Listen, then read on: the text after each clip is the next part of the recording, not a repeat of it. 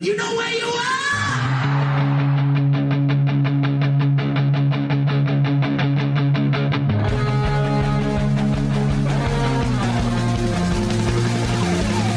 This is Appetite for Distortion.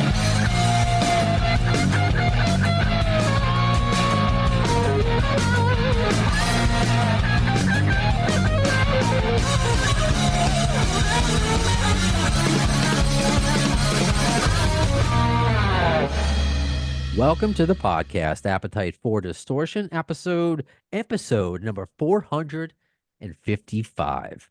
Welcome to the podcast, Mr. Mark Weiss. How are you, sir? I'm doing fantastic. I'm glad to say. How you doing? I'm doing well. It's summer, I guess, now. Like it's 85 degrees here in New York. It's where are you located? I mean, I know I'm you're in, in Jersey. yeah, I'm in Jersey. Nice. I'm in Jersey. We got the same. We share the same skies, so I it's know we about the do. same here. So I appreciate you spending today indoors with me, at least for a little bit before you. I'm sure you have a busy day, because you are a busy dude, lot to talk about.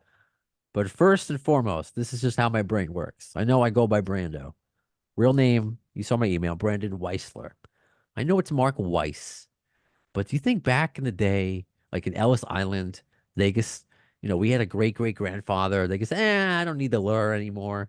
Are we related? Like, if you go And you back. never know. I mean, my grandfather came in from Hungary, during when Hitler kind of took over, to escape the concentration camps, and ended up in Newark. And I know his name was Weiss. So Okay. before that, I don't know. Maybe they changed it. No, my father would have told me. I think I've always been a Weiss. Okay.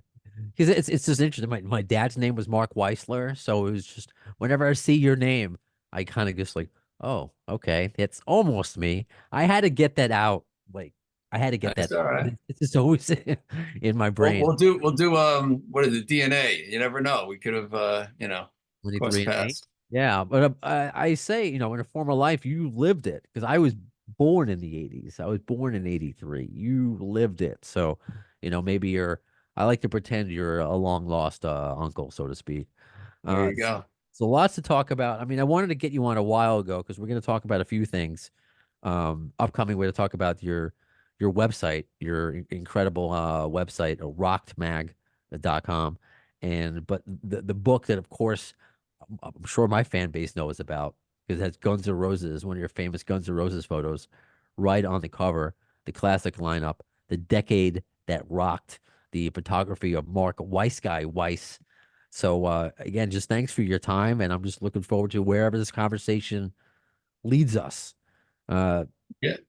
Yeah, thanks. And yeah, I know this is inspired by Guns N' Roses and by one of the best albums of the decade. It's still rolling today. And yeah, I didn't think that the Guns N' Roses was on the cover of mine, and it does tie into your podcast a little bit. So we can talk about that photo if you want. The cover that's on my cover that ties into a little bit of GNR history. And basically, it was the hardest thing to choose. Like, what's the cover image for my book that kind of defines my career? And first, I thought it would be I had a picture of Ozzy and Tommy Lee. That kind of and Ozzy was in drag, and I thought that could be the photo that kind of says it all. But it was a little too much, and it was a little too much to. I wanted it to be friendly to everybody. I didn't want to scare any kids away too. But that photo is in there if anyone's curious, of Ozzy when he dressed up like a woman, and Tommy Lee was kind of on his knee, and that was going to be the cover, but it wasn't. And then I was looking for single images. I didn't want it to be multiple images. I wanted it to be one image that kind of set the pace. And I just felt like I was thinking about a Motley Crue photo. I wanted a Van Halen photo because to me, Van Halen was the band that started the whole wave of that genre. And at the time when I put this out, maybe it was almost four. It's 4 years in June, and a year before that, when we had to decide, Van Halen wasn't really, they weren't really in the stream, and Guns N' Roses was, and I just did the choice that looking for the photo that really meant something. So I put a Van Halen photo, a Motley Crue photo, an Ozzy photo, and a Guns N' Roses photo in front of 20 people, friends, people in the industry, the publisher. And that one photo was the photo that everyone gravitated to. And to me, it kind of sets the stage. It's not a posy photo. It was just a photo that just happened like in a split second when they opened up for Motley Crue out in Florida. So that's how the cover came about. I appreciate that thought process because, yeah, I mean, just some of the names that you've mentioned. I mean, Ozzy is as A-list as it gets as far as rock stars, let alone 80s rock stars, but why Guns N' Roses? And it's kind of why I do the podcast on Guns N' Roses. It's not just because they're my favorite band, but like as you mentioned, Van Halen, they're not always what like they're in the stream. I think that's what you said. But Guns N' Roses is always their music is always played in sports arenas more than Van Halen's. I obviously don't have the numbers to back that up, but as my experience as a fan, uh, you're gonna hear "Welcome to the Jungle" and "Paradise City" more than "Unchained" or "Jumpin'." But and then why you settled on that? It's funny because they were considered the most dangerous band, and then you had to choose them because they were safe. So it's just it's interesting. Right. I But didn't I didn't play it too safe because he did give me the middle finger under his by his towel. So the publisher, I would give them credit for putting that on the cover, because that's it's true. yeah. Axel and his towel. Yeah, no, I love that.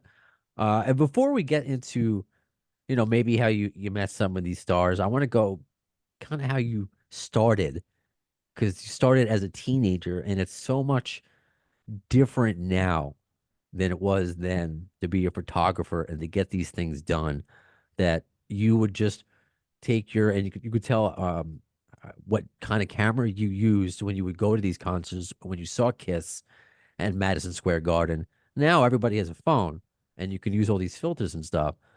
What was when did it occur to you when you were a kid that like, you know what, I want to go and take pictures of my heroes? Like, and when did it occur to you that this is something I'm going to do my entire life? Well, my first concert that I stuck my camera in was Elton John, and it will be 50 years this Thanksgiving coming up. So I was 14. I kind of, got the bug there, and then all the bands started. I just started high school, and then all the kids started going to concerts, and I went to the concerts: Aerosmith, Peter Frampton, Jethro Tull, and I then began sneaking the cameras in and then showing in front of my classmates, and them getting, you know, pretty like oohs and ahs from them. And then someone asked me to sell one to them, and then it just took off as a business. I started selling them for $1 a piece out of my high school locker, and then I took it to the next step. And when like Kiss would play for 3 nights, I would go the first night, stay up all night, develop the pictures, and then sell them for $1 a piece in front of the concert. And that's really it. Just gave me, it was fun. I made a lot of friends and got a lot of attention that I needed at the time. Because at the time, my brother was going through some mental health issues, and all the attention was going to him because he was 2 years older and he had been taken care of, and my parents had to focus on my brother. So I was kind of left behind a little bit. So I was craving that attention, and that what brought me to a career in photography, rock and roll photography. Well, that is interesting to define that niche so early on. Were you like me where you dream of becoming a rock star, but like I became a radio host because I can't play. Did you attempt to, play any instrument or the camera was always your instrument? No, no. When I was at that same time period, 14 to 16, me and my friends got together and we actually had a band called MWB, the Mark Weiss band. Okay. And I tried to sing and play guitar, and my friend Face was on drums and Glenn Bax was on guitar. And I just had no musical talent. They did, I had none, but I gave it a try, and it quickly it went to the wasteland on that end. I'm reading, is that what got me thinking it was such a great quote actually from Gene Simmons. Mark is the real deal. He may not play the guitar, but that camera is his guitar. I guess I read that before our interview, and I'm like, yeah, especially since how many of these stars have bonded with you. So I guess when did that happen? Because you never know with uh, rock stars or celebrities how they're going to act if you're making money off them, so to speak. Did you? But you were a kid, so but did you ever experience when bands started finding out that there's this kid selling pictures out front? How did those experiences go? Were you when did you were you embraced? When were you were like, hey kid, you can't do that? Give me a couple situations there. Well, it's the one situation that kind of changed. It was a bit of fate happening is in 1977 when Kiss played the second round in 77 because they played in the early part of 77 and then they went around in December. So they played February and December. In December, I had pictures from February and I sold them at the first night at the Garden. And, of course, I knew it was illegal. We're all running from the cops when they come to you, but usually just disperse and you get away. This time I didn't get away. Kiss was cracking down on the bootleggers, and I ended up in the paddy wagon with a bunch of shirt sellers, being 17 at the time. Or they said if you wanna, they let me out the next day, and they said if you want your pictures back, you got to appear before the judge. And I'm like, just don't tell my parents. And I kind of left the photos there, and then I went home and I had a subscription to Circus Magazine, and I opened it up and I looked in the masthead, and it said I found out they were in New York, so I hopped on the same train that out of Mattawan where I went to the Garden and took a subway and just went to the office, and the secretary took a liking to me. I told her what happened. She thought it was funny and cute, and she said, wait, I'll let you meet with the art director when he's off deadline. This guy named Al Rudolph. Wait there 3-4 hours. I would have waited there for a week. I waited there till the end of the day. He took me in, very nice guy. I showed him my work, told him what happened. Then he brought in Jerry Rothberg, who was the owner of Circus Magazine, and he was very nice too, and gave me a few hints. They'd use Kodachrome film. They wanted me to use a flash because they liked the crispness. And so, long story short, 6 months later, I came back. The secretary said, hey, do you have any pictures of Aerosmith? Because they're not letting anyone shoot him. This is 1978, the summer. And I said, yeah, I just shot him with Ted Nugent and Journey, Mahogany Rush. And I had some really good pictures because it was daylight and it was Kodachrome. And I dropped them off. And 2 months later, the October issue of Circus Magazine, where the Beatles were on the cover, she told me go to the newsstand, and I went and I opened it up, and it was the biggest picture in the book. It was a centerfold of Steven Tyler with my name on it, and that's when I knew it's like wow. And then the ball started rolling, and within a year I was their staff photographer shooting assignments with Van Halen in '79 and the UNICEF concerts, and almost it just led into what I had, and the open door. Circus was the biggest rock magazine at the time, so I used that to my advantage, and I had the golden ticket, and that golden ticket worked because the bands wanted to be in Circus.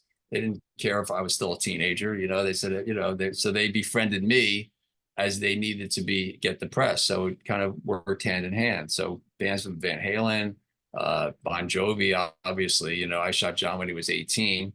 And all these bands when they were kind of starting up, but I also shot bands that were already established. Like, I shot Black Sabbath in 1980 when Dio took over, was an assignment, and got, anytime I shot these bands, it was like having 4 or 5 new friends. And it wouldn't just be like one time, I want to shoot them next week. Where are you going to be in Philly? Tri-state area. And then I started, finding out, going on tour with them for a week at a time. And then they would clear the junk bunks, and I would go on the junk bunks. Junk bunk is where they put all their junk and, dirty laundry and everything. And they clear it for me to sleep and hang out with them for a couple of weeks. So that happened through the whole decade. And it was a blast. And, the body of work that's in my book with album covers, backstage, I just, anytime they breathed, I was there pretty much. What an act of kindness that just started from Circus Magazine. That just something that again, these are experiences that can't happen today because magazines aren't what they used to be. And just the people craving photos like that where they're so accessible now, and just the domino effect that's had on a life is so special. You're like the the rock and roll Peter Parker. Like you're just in the right place, the right time. You can only get those photographs. I love that so much. How important was it? And so it's kind of like how we were talking before the interview, where I like to connect with my guests. It's not just like, okay, we can have a conversation, goodbye. But I mean, sometimes that happens. But overall, I want to make some sort of connection, make them laugh, make them be like, okay, I'm going to remember this person, that this person really cares what I'm going to have to say. How important was that with you with taking photographs, just to be able to connect with them? Or was it, because it seemed to be about more than just getting a cool shot. It was about forging a friendship that Yeah, still that's what left. it was. It's a and to have friendships with people that admire them, that command an audience of 20,000 people, to just to know them and for them to know me. And when I first started, it was a thrill, and I felt I must be doing something right, and I just kept doing it. But yeah, it's pretty much about making friends, and that's why I did it. It wasn't about the money. And I learned later on, if I wanted a studio in New York City, I needed to, be more aggressive and do trade photos and do whatever I had to pay the bills. And then eventually, when I, started doing album covers and covers of the magazine, I didn't have to do those trade shots anymore. So that was a short-term thing. And then I just was able to do bands that I liked and pretty much just go after the music that I liked. I would do other things too. I worked for Us magazine in the early 80s. I worked for some men's magazines, uh, doing pictorials.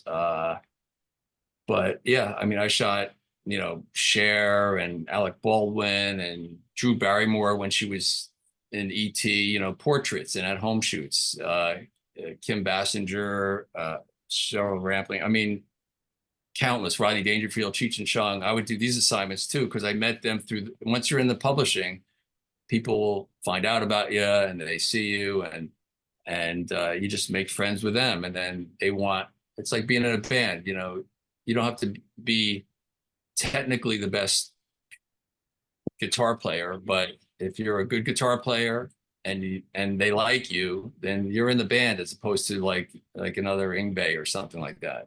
Sure. And you're not so nice. So yeah, I just moved along, and whoever wanted me, I would just, for keep that friendship going, and as long as I can.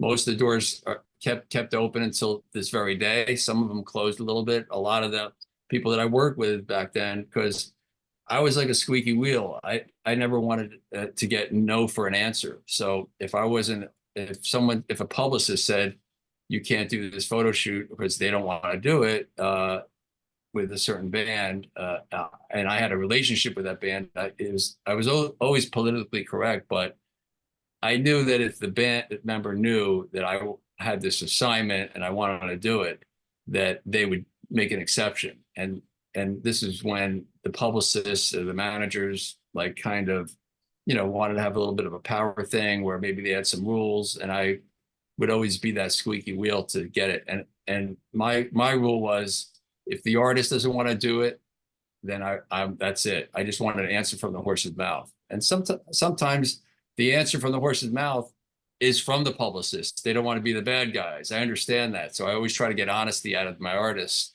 that I work with, so they don't have to play those games. And it works most of the time. I'm gonna have to take that advice because sometimes I'm afraid to be the squeaky wheel because I don't want to be annoying. I have this, well, I'm a Jew from Long Island. I'm neurotic. It's just like I don't want to be annoying. But I told you off the air and I talked about it a little bit on social media that through my job, as we're recording this today, Slash is doing a radio tour promoting his blues record, but his people said no to me because of the name of my podcast, because they think I'm a fanboy, or they're afraid of clickbait, or whatever.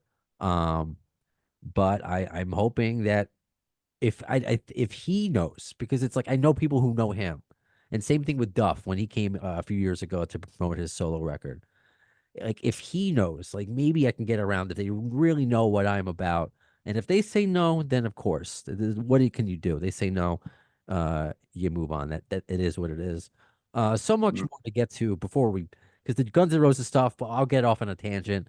So I want to make sure we hit some really cool things. again before the website, the Guns N' Roses stuff.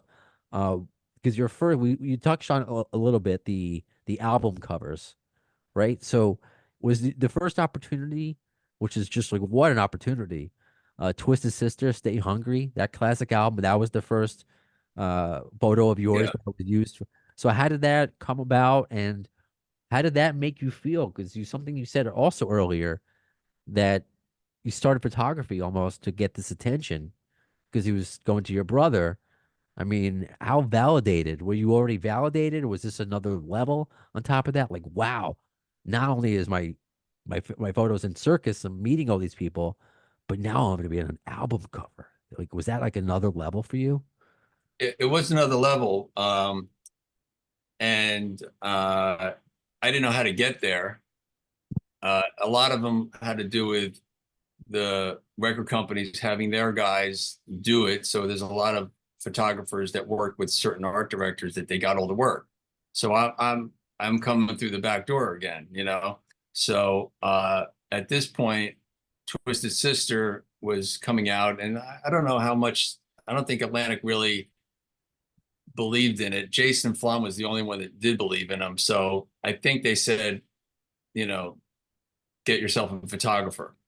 And their management, said, well, I believe Mark Weiss is in all the rock magazines, and that's where we need Twisted Sister. So they contacted me, and the art director approved me, and they told me the concept of making this room, because this is a built set in my studio at this point, and created this whole environment.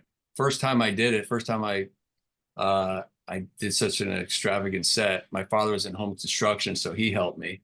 And what's funny is later on, like probably a few years ago, when I was talking to D, he had thought that I've done a lot of album covers before. Like he probably never would have agreed to letting some newbie come around and do their most important album cover. That's So funny. he just assumed that, all right, it got through management, it got through the record company. This guy must have done a ton of them. He didn't know it was my first one. And it was my first one. And I put my whole heart and soul into it. And it became an iconic image of D. And yeah, it was the album cover that almost broke up the band too, because it was supposed to be a full band photo on there. And I shot it as the band in makeup and the band without makeup in one room. And the room was kind of small because I had a budget for one size room, and it just didn't seem right. You know, they were kind of posing on one in the middle around this table, which was in the back cover. And then the other photo that was supposed to be in the shot was them against the wall, hugging the wall. But D, like, it's the first time I met D and worked with D. And he just kind of stood there, and I didn't really, at that point, it's like, all right, I guess if he's gonna growl or do something, he would have done it. But he was trying to like be a little more low key because out of respect to the band, because he was always taking, full front with the band all the time. So he was gonna like be a team player and just kind of blend in. And what they didn't realize, and what the band didn't realize, it kind of hit him in the foot, is that I didn't get the energy that we wanted. So after the photo shoot was over, after 20 hours, everyone left. And I said, anyone want to do some individuals, stick around. D was the only one that stuck around. And that's when I threw the bone at him. And I said, okay, D, come on, give me some stuff here. Like, growl. And so he started banging it. It started going crazy. And the last frame on the 36 rolls film, 36 frames was that photo. And that was it. And I sent it everything in, and that ended up being the cover.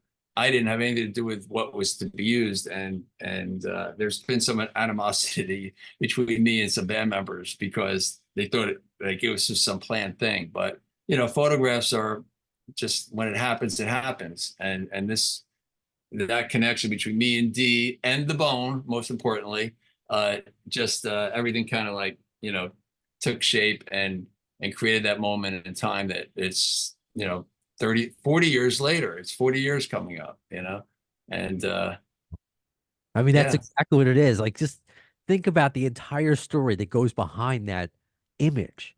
You know, it's like it's all the things that had to go right, and you got it on. And I didn't know that it was the last frame, and it almost didn't happen. I mean, that's incredible. So after that, did they kind of scare you off from doing album covers with the bands?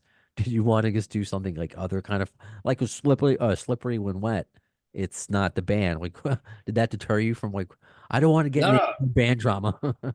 no. I didn't know about the band drama until 10 years after. Oh, okay. I was on the radio, or no, it was not 10 years. It was 25 years later. It was the Oh, 25th anniversary of the release of the album, and they were doing some press. I think when they were reuniting, and Eddie Trunk had the band on, and then I called up and we started talking about this. And this is when I found out that they've been pissed at me for all this time, or not all of them, a couple of them. oh, And that's when I found out. And then D affirmed it, and other people affirmed it, and so no, it didn't deter me. I mean, once I had that cover and it was all over the place, I was the guy to call. When Wasp Under Last Command, that was my cover, same bill set, kind of similar concept, one person. You know, he went with one person. It was his band. Cinderella Night Songs, Dock and Under Lock and Key, Anthrax, I'm the Man, Suicidal Tendencies, you know, and Slippery When Wet, of course. There's a whole story behind that one. That would take a whole show to talk about, but it's in my book in yeah, detail. yeah. But yeah, so album covers is nothing like it. And 40 years later, yeah, vinyl's coming back now, but for a while it didn't. And I always thought it was a trip when I'm listening to Sirius Radio, and and the little picture comes up, you know, and it looks crisp as anything. So I remember on one of the shows, you know, Hair Nation, it's got, there was a Twisted Sister, then a Slippery, then a Cinderella, and a Doc, and like four in a row. My photos would pop up while I'm driving. I'm like, oh, look at that. Isn't that, you know, I showed my kid. It's like, you know, so it's still, those images are there forever. And like going back to when we talked about, like, it was a game changer. And the game changer before that was being on the cover of magazines, because then they'd be on for like a month and be on the cover. But after a month, they'd go away. So this is the next thing. This is, who knows how long they're going to last, forever, generations to come. I mean, out of all the albums that you could do, I mean, you did iconic albums. I mean, it's one thing, yeah, album cover, it's great. I mean, what an achievement. But again, the list that we've given, that's only some of them.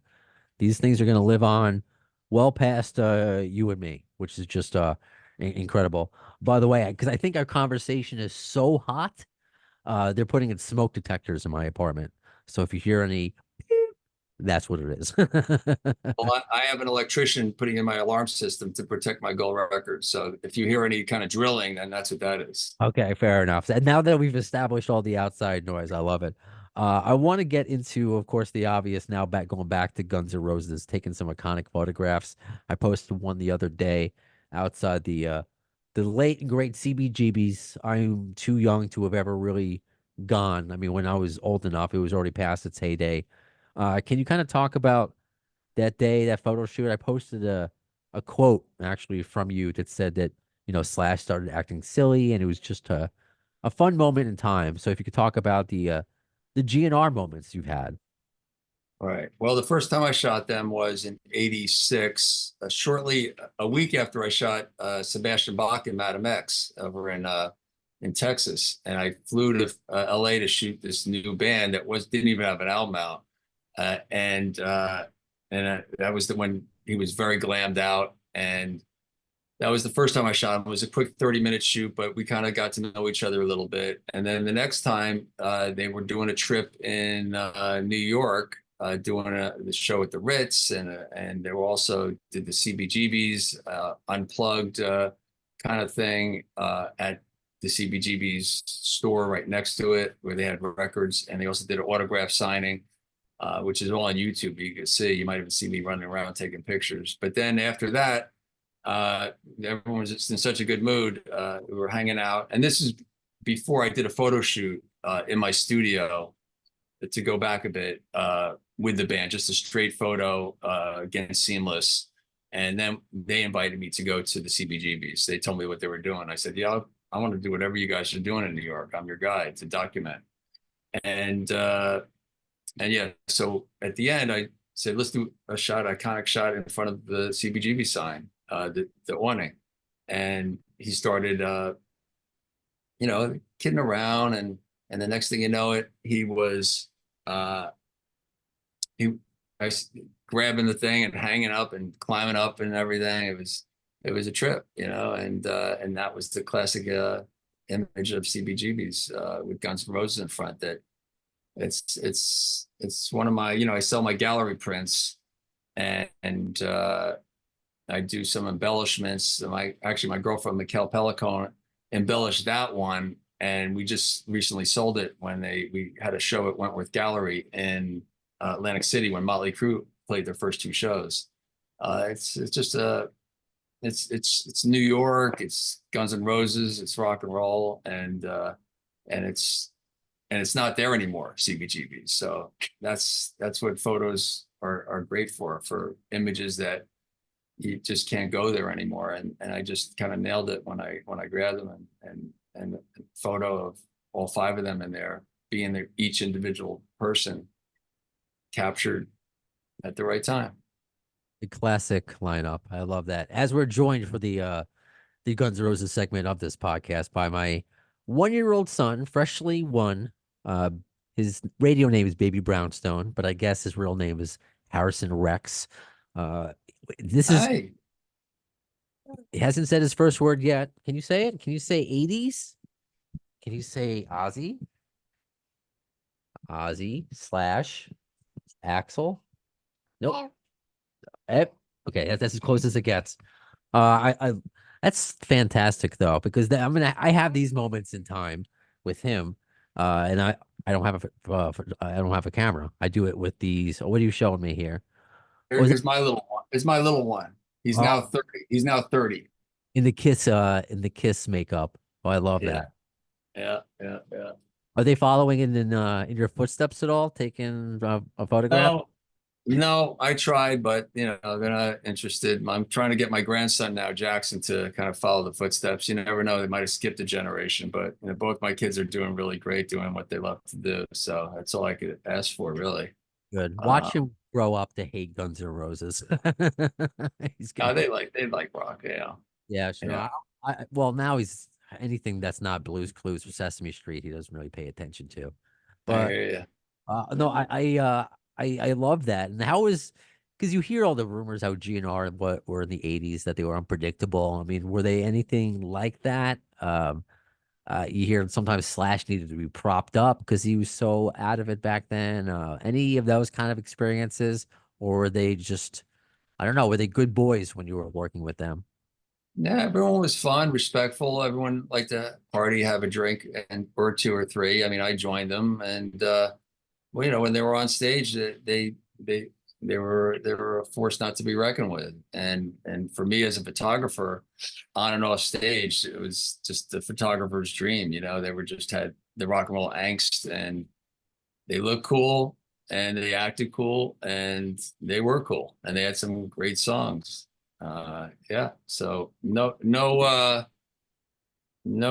terrible stories on those guys. They always showed up when they were supposed to, except the one time in 1988 when I was, make trips to LA every once in a while. A lot of the bands were hovering over there. They did video shoots, and every time I went in there, I would see who was around. So I called Bryn Bridenthal, the publicist. I said, are the Guns around? Are they in town? Because they were off tour at the time. I said, why don't we just do like a casual shoot, nothing set up, just something that they wanted to do. So I made a suggestion to go to the Sunset Grill over in Hollywood by the Guitar Center. And they all thought that was a great idea. I told them I'll treat them to lunch. They had the hot dogs and the hamburgers. So we were supposed to all show up, and they all came, and we kept waiting for Axel, and he didn't show up for that day. But I did individuals, all the guys, that one day, and then the next day, Axel came, and from that shoot came the iconic photo I opened my book with him with the cell phone, the old Oh, you actually cell, have it. You have the old what I call the Zach Morris phone from right? the Bell. So Right. he's like, and he even says, "Hey, Mark, you want to make a call?" It's the first time I ever made a call on one of these on a cell phone, period. And so that was Wow. and photographs again, like cassettes and albums, 8 tracks. Anytime those things are in a photo, tape recorders, um, it kind of sets the tone of that photograph in the time period. So that's those kind of, whenever I come across a photo with a tape recorder in it or old cell phone, it kind of, you don't have to know what year it is. You'll know. Yeah, no, absolutely. I mean, now, oh my God, can you imagine? This guy will have no idea what a touch tone phone is, or obviously a rotary phone, or any of that. He's gonna grow up with. Wow, you are Yeah, so little tech, your technology that you're growing up with, buddy. Uh, yeah, I that is fantastic, and that's usually the case when I hear about Guns N' Roses. That they're just nice guys, and I would be surprised. You know, he's cranky because he just got his blood taken. Oh, come on, buddy. See, there we go. So I want to know that. Let me see here. Oh, I'll edit this part of it out because my wife abandoned me with the child. Actually, no, I'll leave it in. It's fine. It's everything is there. Well, speaking of, good. I wanted to bring it up because what made me thinking got me distracted because he's pulling down my jersey, and you could see my dinosaur tattoo that I got for him. So I heard a rumor that you got a Guns N' Roses tattoo at your 60th birthday, something like that.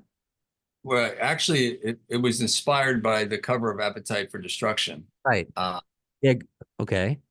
it was inspired by, and it wasn't supposed to be a tattoo. I don't have any tattoos before that. And I had my friend Tattoo Tony, who's a great, amazing tattoo artist. I said, "Can you design a an invitation? Just a graphic for it." And I said, "Put me in as one of the skulls, but put a bandana in, make me part of, one of them." So he did it, and I made shirts out of it, and I sent it out to all my buddies, and posted it, and I just kind of fell in love with the image, and I said, "Oh, you know what? That's going to be my first tattoo." So with that said, I will unveil. Well, it's been with me for almost 5 years. So, but Okay. here So it is.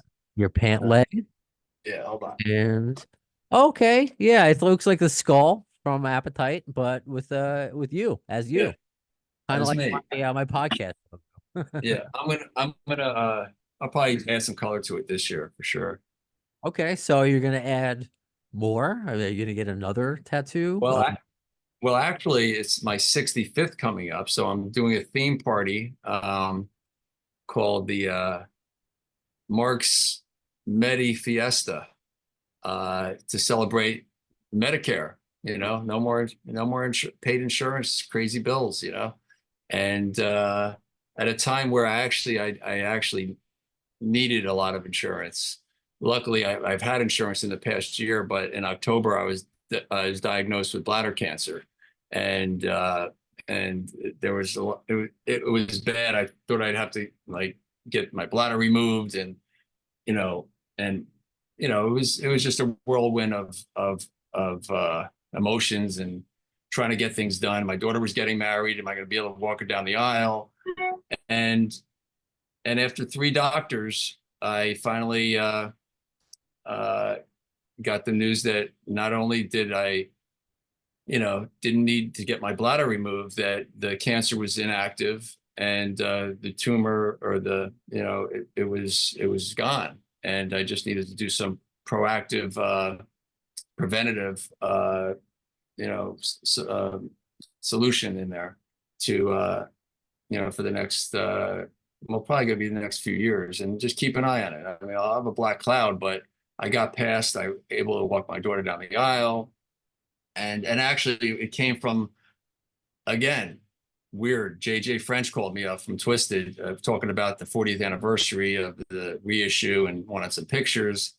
And he said, "How you doing?" Because I didn't post it and brag about it, like some people do. I just kept it to myself. But if someone asked me how am I doing, I'll tell them. So he asked me how I was doing, and I told him, and he put me in touch with Joe Gerber, who was the old tour manager for Twisted, who knew someone at Mount Sinai.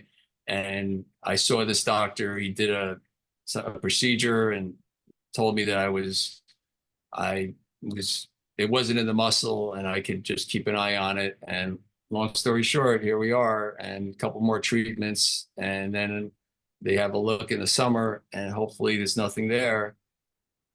And I'm clear. So I'm, trying to be an advocate of, that kind of health, because I know so much about it now, what the doctors say, what not to listen to, what to listen to. And the main thing is to get a lot of, get more than 3 consultations, because the 4th one might save your life or save your bladder or whatever you're going through. Wow. So I feel fortunate right now at this time in my life, and this party means a lot to me, because it's, it's symbolic. I'm 65. Yeah, so it's going to be a good time. Well, happy early birthday. Thank you for sharing that with us. I mean, that's a tough ordeal, but it's kind of has a happy ending, just it's not what it could have been. And I'm glad, especially walking down the aisle with your daughter. I mean, what a moment that you'll never forget. I'm sure that supersedes everything you've done in your career. This is your family and your kids. Now I kind of know what that's like. I have a little while before he gets married. What do you got there? Because I've been reading to him a lot. Is that a good book that I can read to him? Oh, yeah, I think it's pretty clean for, so back in the day, we had magazines, Circus, Hit Parader, Faces, Metal Edge, Rock Scene. And in the 90s, they kind of went down because of, pretty much because of the internet, and non-interest of magazines anymore. And I kind of miss them. And the only time in the last several years is when I have my photographs be seen is on when I post. And when I post it, they're up there for a day, and then people are on to the next thing. So I kind of want my pictures to be presented in a way where you can collect it and not on your phone. You can collect it as a magazine. So I kind of took what I liked about each magazine back in the day, and I came up with the name Rocked because of kind of a shoot, kind of a takeoff of the decade that rocked. And I just love the name Rocked. I'm like, let's do a magazine. And this is like probably about 2 months ago. My girlfriend and I, Mikkel, were going on the Monsters of Rock cruise. And I asked Larry, who promotes it and is the founder of it. And I said, if I put together a magazine, can I, sell it because I was doing a book signing anyway, can I sell them on board? And I'll use all the artists on it. And he said, sure. So 3 days, 3 long days, 3 long nights. Mikkel kind of designed it, and I got the pictures to her. I touched them up, and we came up with this book. It's called Rocked. So these are the artists that were on the cruise, anywhere from Ace Frehley, Rudy Sarzo, from Queensryche, Tammy Down. So everyone on there is in here. And I did old school on it. So I used a pinup, Rocked, a pinup. So, and then we did a little story on them. And that's it, every winger, pinups. And then we did the classic centerfold, one of my shots from the reunion tour, '96. So it was just fun to do. People kind of dug it. And from here on out, Mikkel and I are going to put together hopefully a monthly magazine, and we'll have it tied into social media and online. And actually, Mikkel? Yeah. Yes, You've been saying here. bring her in. Yeah, I want to meet this Here. Right over here. Come on. Here. Have a seat. We're in the official Rock. She's sporting a Rock t-shirt and available online. Like it. Hello. Hi, nice to And, meet you.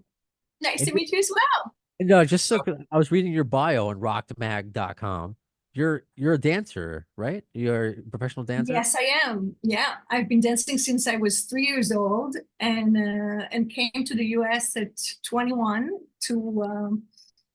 My dream was to be on Broadway, Okay. and I went to NYU Tisch School of the Arts, and then I kind of did like a switch and transition into web development and graphic design as I got my first child. So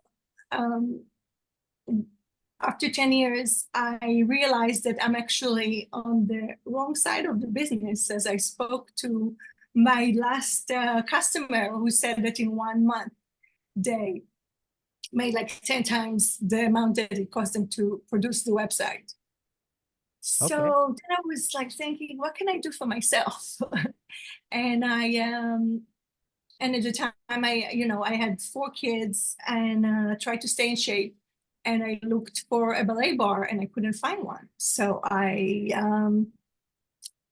went to Home Depot and quickly put together something. And then I'm like, oh my God, this is a great idea. Maybe I should make like a little nicer looking ballet bars, higher quality, and let people customize them. And I started Custom Bars, which is 14 years now in business. And I design and manufacture ballet bars. I came up with all the designs on the freestanding, floor mount, wall mount. And so it's been 14 years. And I met Mark about 3 years ago.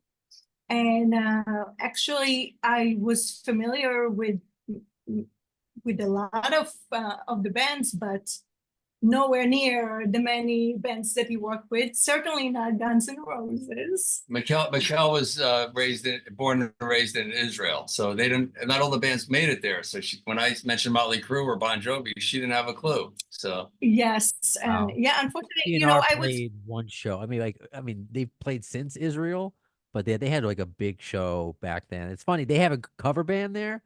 Shout out to Guns and Moses.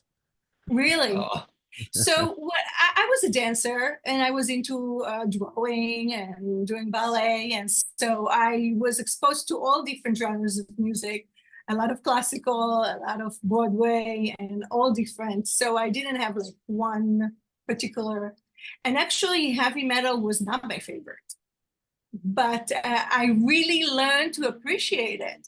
And looking at Mark's images, I was totally inspired because he's very similar to me in a way that I feel like he's a choreographer of images. Like he almost like, I don't know, choreograph, but he captures the emotion.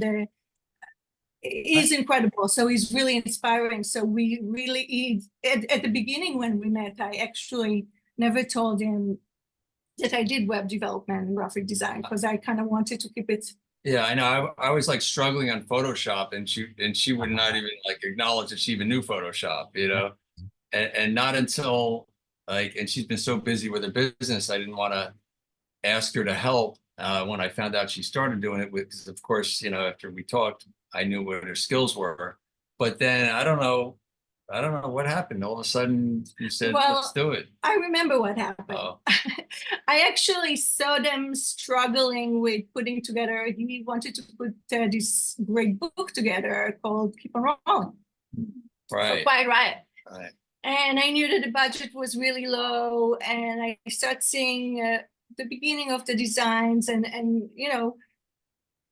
they really struggle with budget and perfecting what came about to be this amazing book. So when I saw that, I said, you know what? I think I can help you. So this is how it started. And we put together, she took over and worked with another art director. And we did a book on Kevin DuBrow and his legacy with Quiet Riot. And so there's a lot of photos. Rudy did the forward. And it's Missy Whitney's story. She was the fan club president for Kevin DuBrow. And then when they went to Bang Your Head, or when they went to do Mental Health album, she was the fan club president. So it's really her story and her pictures. That's her when she was young. It's like, it's her story but it's her story and their It was relationship with Kevin. And it really, shows the band members, and there's my shot of Rudy, of course. And there's a lot of stuff from Ron Sobel, who is the lighting director and best friend of Kevin, is in the early part. And when the US Festival came in, he was doing lights, so he couldn't take pictures anymore. So I would be taking the pictures, and I did the Bang Your Head single sleeve, and we became best friends. And so this is really for Kevin and his mother and his family to, give the respect that he's well deserved. And Mikkel brought this to life, and this is available on our website too, rockmag.com. Very cool. I was inspired. In Israel, we didn't have these big fans. I mean, we have a little, as you probably all know, a little stressful environment in Israel. Yeah. So we don't necessarily focus so much, or maybe me, maybe I can speak for myself, in admiring to that level a band. And I was like amazed of how many things she kept and how dedicated she was. And so I was inspired by her, by Missy Whitman, by Missy Whitney, and by Mark's work, and it was really fun and exciting. And then how did we get to Rocked? And how did we get to Rocked? So Rock Mag. again, I was trying to resist working together. I didn't want to affect our relationship, but then we I gave in. So I said it's next week. Let's just see if we can make it happen. We found a local publisher. Let's print 100 up and see if there's any interest. And they all sold. And she pulled it together. I couldn't have done it without her. And now we're going to turn it into with interviews. Like we already, Keith Roth did an interview with the Nelson twins. He did an interview with Richie Faulkner, with Judas Priest. So we're going to feature all these bands. And really, anything that I've shot and become in contact with, we're going to put in there.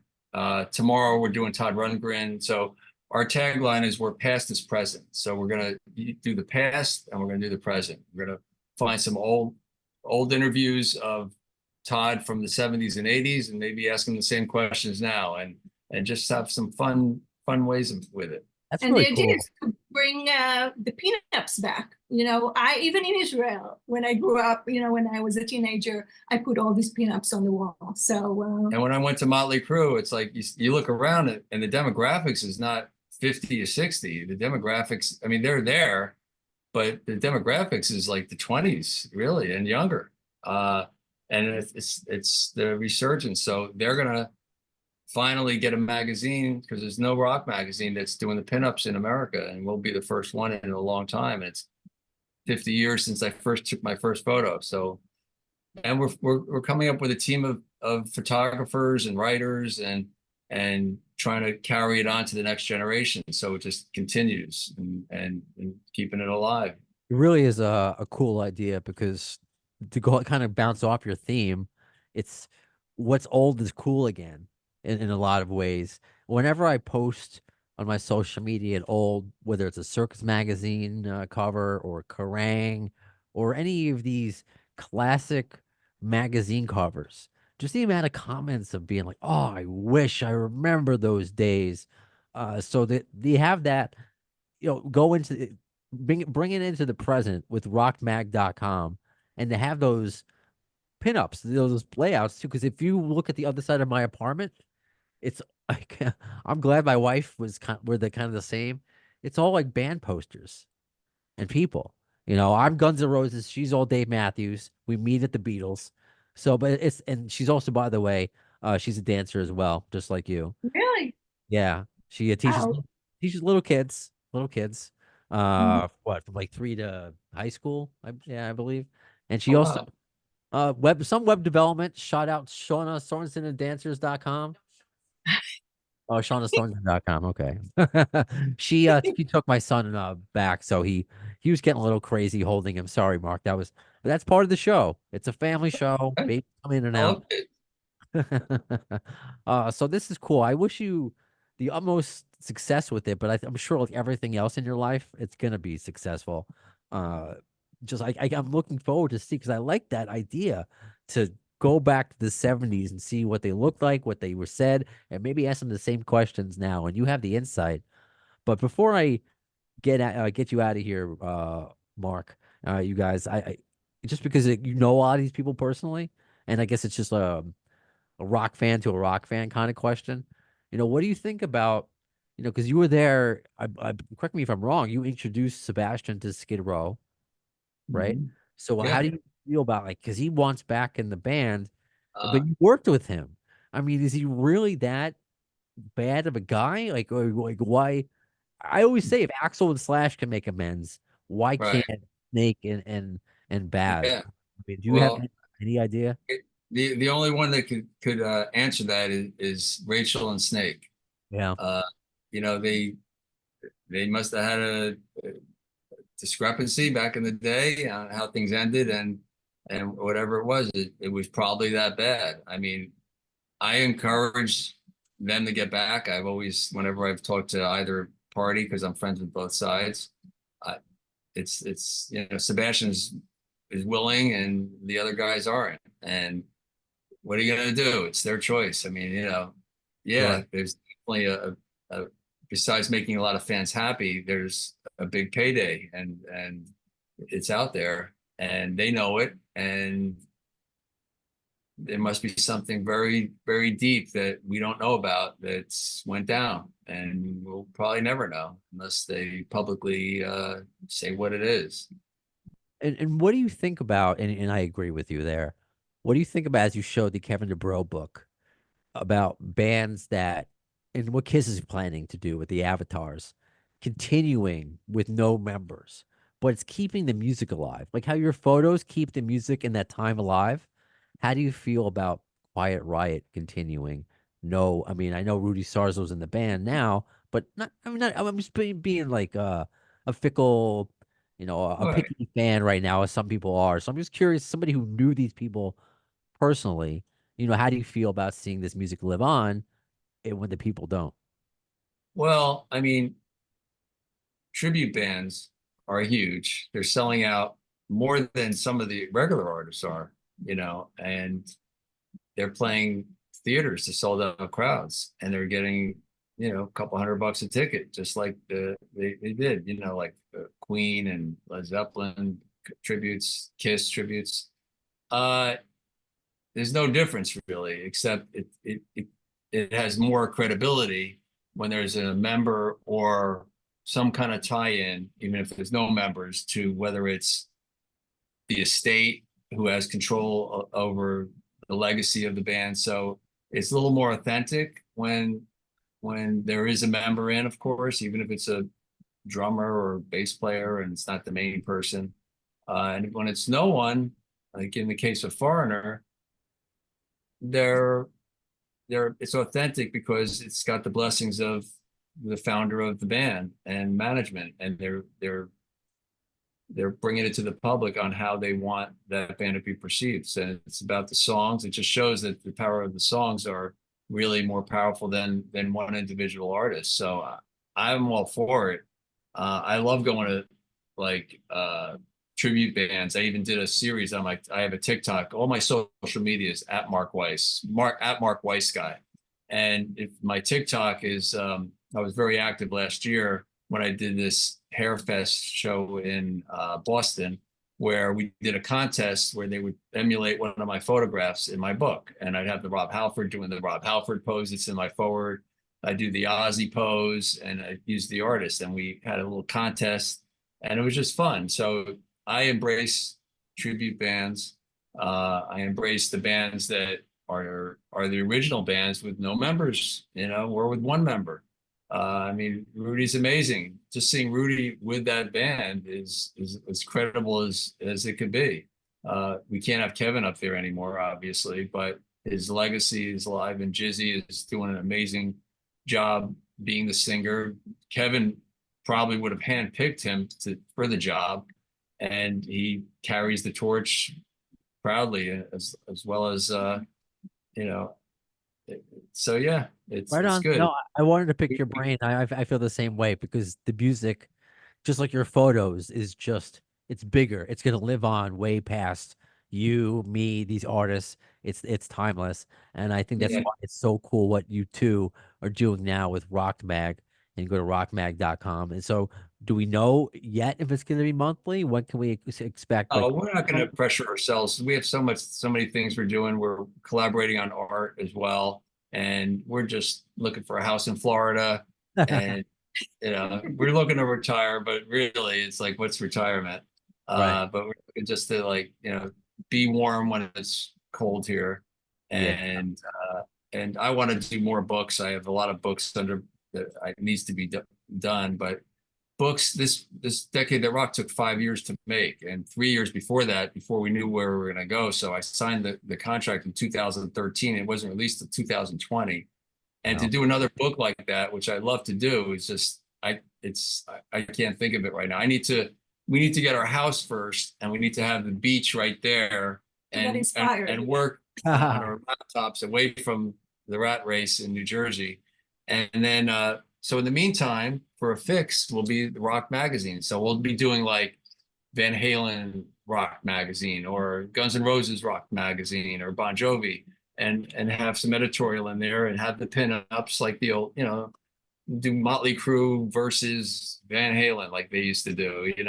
So have fun with that. And then after we have enough of these, it will probably end up being a coffee table book. We put them all together, make it a little bigger, and we'll have a nice piece. So it'll all be collectibles, and that's what's missing these days. So hopefully that will transpire into sales, and we'll be able to get. And also, what we're doing is we're one new bands as well. So if any new bands see this, they want to send us their little promo kits, and if they follow certain things that we'll be putting on our website, we'll put them in to share their story, and they'll be in a magazine with their heroes, with Ozzy, as long as it's fits our criteria. It needs to be rock, and I like bands with an image. It could be glam, it could be thrash, it could be anything rock, and just something with charisma, and something that the kids are gonna like, and then yeah, so that's it.